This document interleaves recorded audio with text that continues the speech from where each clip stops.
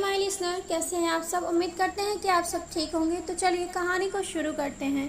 दो जिस एक जान अब आगे। दिया ने खींच के एक थप्पड़ अमय के गालों पे लगा दिया। दिया की आंखों से आंसू लगातार गिर रहे थे। दिया ने रोते हुए कहा, हम आपकी कोई प्रॉपर्टी नहीं है जो आप हमारे साथ इस तरह पेश आ रहे हैं।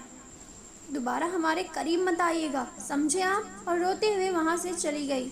अब मैं बस उसे जाता हुआ देख रहा था। आज पहली बार उसे गिल्ट महसूस हो रहा था कि उसने किसी के साथ कुछ गलत किया है।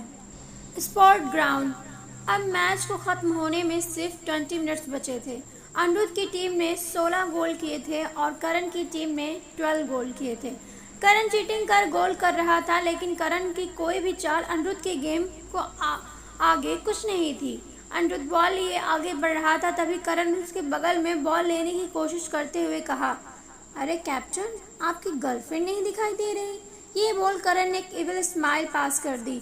अनाया का नाम सुनते ही अनिरुद्ध का ध्यान बॉल से हट गया और इसी का फायदा उठा करण ने बॉल ले ली और उसे बड़ी आसानी से गोल कर दिया।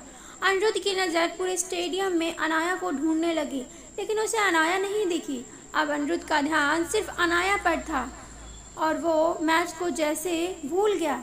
और एग्जैक्टली करण यही तो चाहता था, क्योंकि उसे अनिरुद्ध की वीक पॉइंट पता चल गई थी।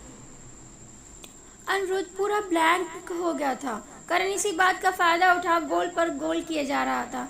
तभी अभी अनिरुद्ध के पास आया और कहा, अनिरुद्ध क्या कर रहा है, हम हार जाएंगे। क्या हो गया तुझे, इस तरह जम क्यों गया है। अनिरुद्ध की आंखें नम थी। बड़ी मुश्किल से वो सिर्फ अनाया ही कह पाया था। अभी ने जैसे ही अनाया का नाम सुना, वो समझ गया कि कुछ तो गड़बड़ है। और जब उसने स्टेडियम में अपनी नज़र डाली तो वहाँ ना तो अनाया थी और ना ही दिया। अभी समझ गया कि ये सब क्या हो रहा है। उसने जल्दी से अनिरुद्ध का हाथ पकड़ा। बस एक बार ये सोचो, अगर हम ये मैच हार गए तो हमें अपना सब कुछ खो बैठना होगा, अपनी फ्रीडम, अपना रिस्पेक्ट, सब कुछ। सोचो, अगर अनाया को ये पता चलेगा कि हम ये मैच उसकी वजह से हार गए तो क्या वो खुद को फेस कर पाएगी। मैं जानता हूँ तू अनाया से प्यार करता है, लेकिन तेरा प्यार तेरी कमज़ोरी नहीं है। मैं ये नहीं जानता कि बात क्या है, लेकिन अनाया इस वक्त जहाँ भी होगी वो सेफ होगी। अभी की बातें सुनने के बाद अनिरुद्ध को अनाया की कही गई बातें याद आ गई। हम आपको जीतते हुए देखना चाहते हैं। हमें आप पर पूरा भरोसा है कि आप ये मैच जरूर जीतेंगे। ये सब सोचते हुए अनिरुद्ध की आंखों में रुका हुआ आंसू उसके गालों पर आ गया। अनिरुद्ध के सीने में जैसे एक आग लग गई। अनिरुद्ध ने अपने दिल पर हाथ रखते हुए कहा, मैं जानता हूँ तुम बिल्कुल ठीक होगी, क्योंकि मेरी सांसें अभी तक चल रही हैं। ये कह अनिरुद्ध ग्राउंड में घायल शेर की तरह बॉल पर अपनी नजरें टिका ली। करण ने जब देखा कि उसका दाव उल्टा पड़ रहा है तो वो बॉल अपनी टीम मेंबर को पास कर अनिरुद्ध के पास आया और कहा, लगता है आपको अपनी गर्लफ्रेंड प्यारी नहीं है तुम्हें, जो तुम मैच फिर खेलने आ गए।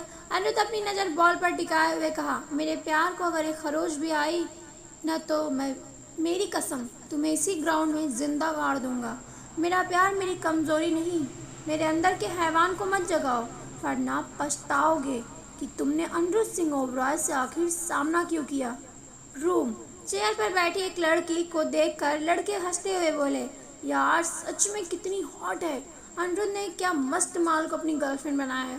तभी उनमें से एक लड़के ने कहा, नयन, करण इस लड़की के साथ क्या करेगा। नयन ने मुस्कुराते हुए कहा, करण कुछ करेगा कि नहीं ये मुझे नहीं पता, लेकिन मैं ये मौका अपने हाथ से कैसे जाने दे सकता हूँ।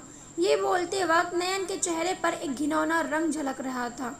ये कह नयन जैसे ही आगे बढ़ा और अनाया को टच करने के लिए जैसे ही अपना हाथ बढ़ाया, उसके मुंह पर एक जोरदार पंच लगा और वो सीधा जमीन पर जा गिरा। नयन के गिरते ही जैसे लड़कों ने सामने देखा, अनाया चेयर पर अपने एक पैर पर दूसरे पैर को चढ़ाए हुए अपने हाथों को फोल्ड किए हुए बैठी थी, जिसे देख सभी लड़के शॉक हो गए। नयन जब जमीन से उठा तो उसके मुंह के किनारे से खून निकल रहा था और जैसे उसने गुस्से में चिल्लाते हुए कहा, तुम्हारी इतनी औकात कि तुमने नयन खुराना पर हाथ उठाया। और जैसे ही वो अनाया को पकड़ने के लिए आगे बढ़ा, अनाया ने चेयर पर बैठे ही उसके दोनों पैरों के बीच एक किक मार दी। नयन अनाया की इस वार के लिए बिल्कुल रेडी नहीं था। अनाया की किक से उसकी चीख निकल गई और वो अपने लोअर पार्ट को पकड़ते हुए जमीन पर बैठ गया और कराहने लगा।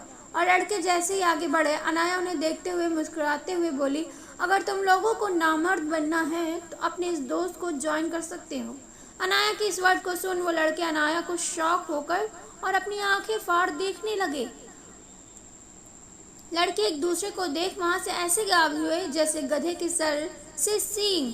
ये देख अनाया खिलखिला के हंसते हुए झुकी और नयन के बालों को पकड़ उसका चेहरा उठा, उसके आंखों में देखते हुए कहा, अनाया सिंघानिया को हाथ लगाने का अंजाम यही होता है।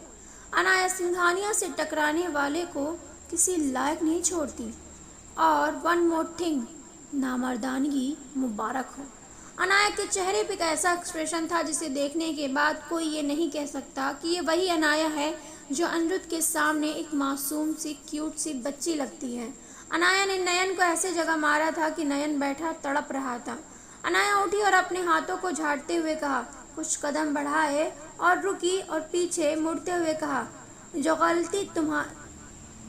हालत तुम्हारी की है उससे भी बदतर तुम्हारे उस सो कॉल्ड फ्रेंड नो उस लूजर करण सिंह की करूंगी। Wait and watch. ये बोल अनाया रूम से निकल गई।